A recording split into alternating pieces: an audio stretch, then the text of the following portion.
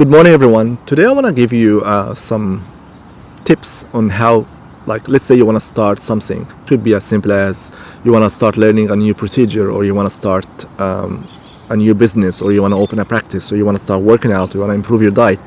Whatever the thing that you want to do, and you want to get the motivation to do it, and how can you go about it so you don't lose motivation. So first, for credibility, my name is Khaled. I have been a dentist for 20 years. I run my own dental practice, Lakeside Dental Spa in Harvey Bay, Queensland, and you can check my details below. I took my practice from 1 chair to 10 chairs over the course of 14 years. And when we started, we were a team of 3 staff members, and now we're close to 40 staff members. So why a lot of time you will hear people, like, let's say they want to start working out and they give up really quick. After 1 or 2 weeks they give up. They want to start eating healthy, and very quickly they give up on eating healthy. Or they want to start opening a practice and they try and they don't end up even opening a practice or buying a practice after a year or 2 or 3, or they keep trying, they just end up nowhere at the end.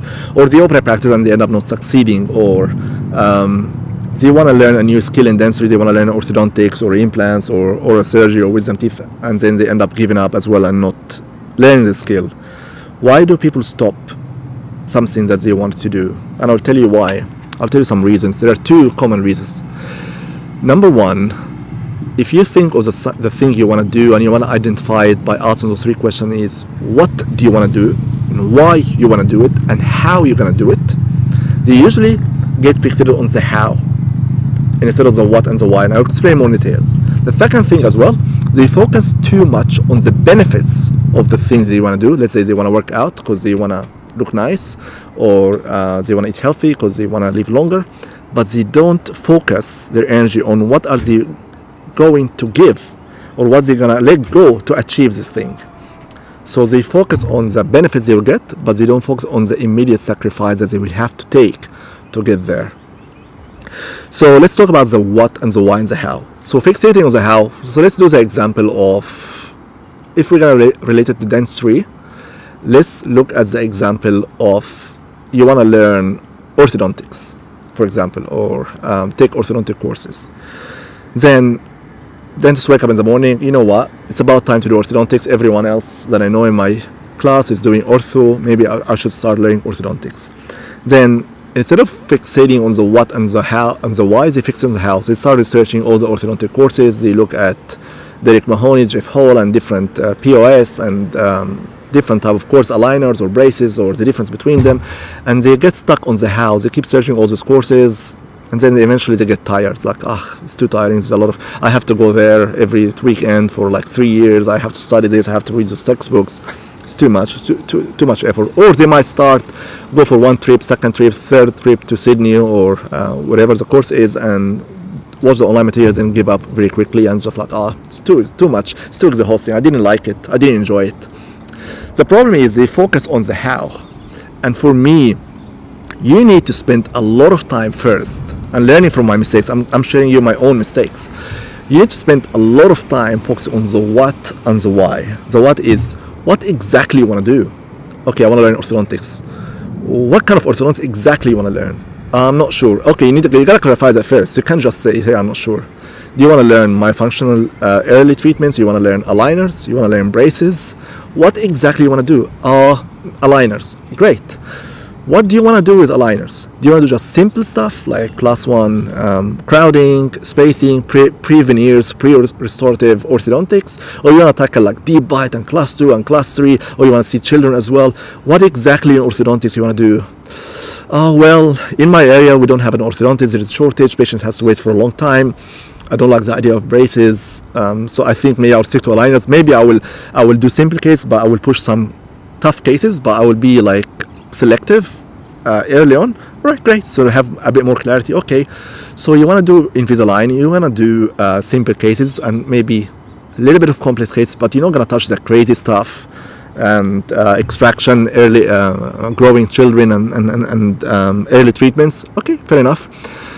Now, okay, we know the what now. So what do you picture? Like, how many cases do you think you can do? Can you do, like, you want to do 20 cases a year?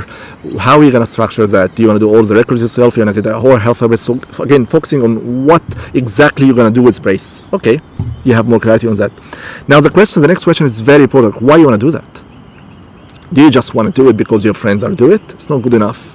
Do you want to do it because you feel you are getting sick of dentistry? You want to, because Invisalign is more theory and planning than hands-on, so you don't have to prep like fine margins, you don't have to negotiate blocked canals.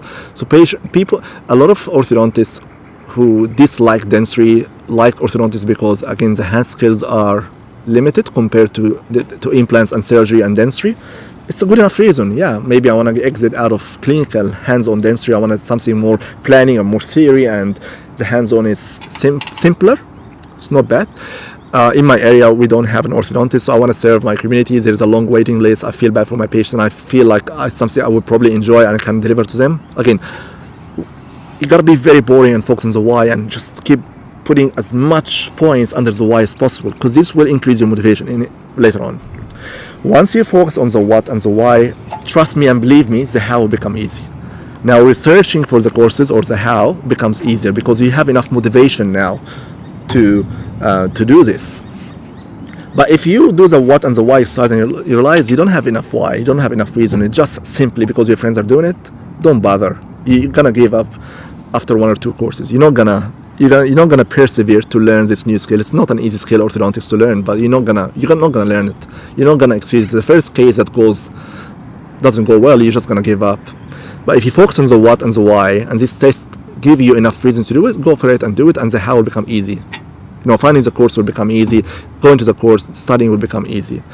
Sometimes you do the what and the why exercise and realize you don't want to do it. It's okay. Then think of something else. Okay, you know what? Maybe I'll look into airway now, like sleep apnea, mandibular advanced plates, and airway dentistry. And you might do the what and the why, realize you're actually very, very motivated, and you feel like you're linked to that skill, and then you will find a way to do it. Again, practice ownership. Look at the what and the why. You might do the exercise and realize you only want to do it because you want a work-life balance, and realize, you know what, it might not give the work-life balance. Then you give up on it. You will give up on it very quickly. So do this exercise, the what and the why, as much as you can. Make sure you're in a good mood when you do that. Block a day of your life to do it. Go to a nice place, no interruption.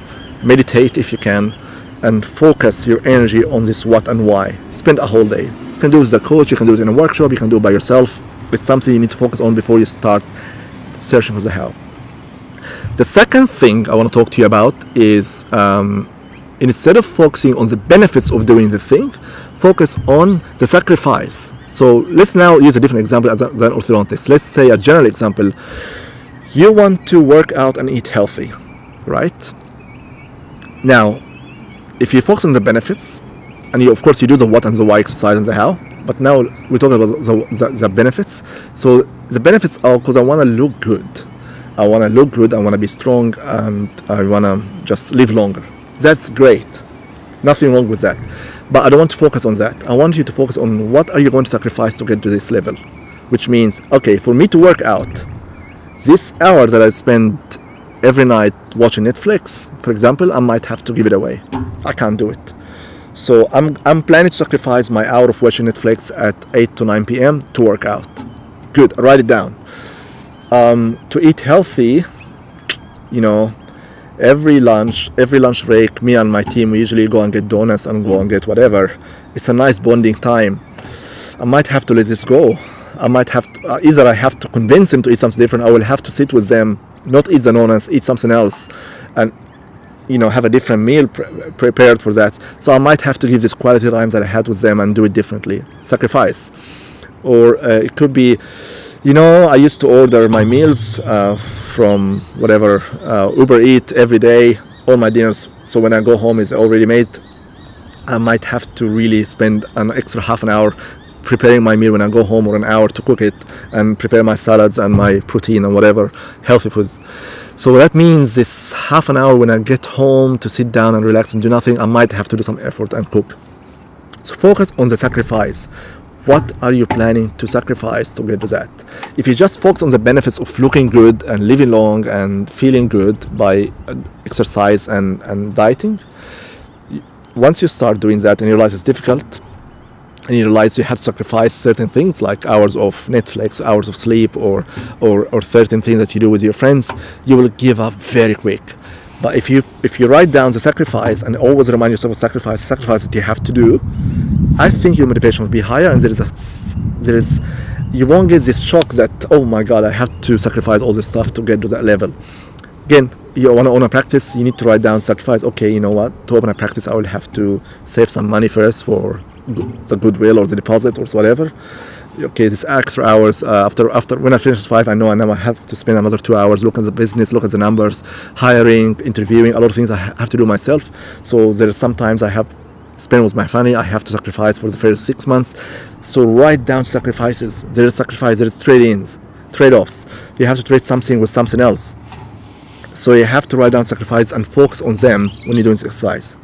So I hope that you find this helpful, the what, the why, and the how.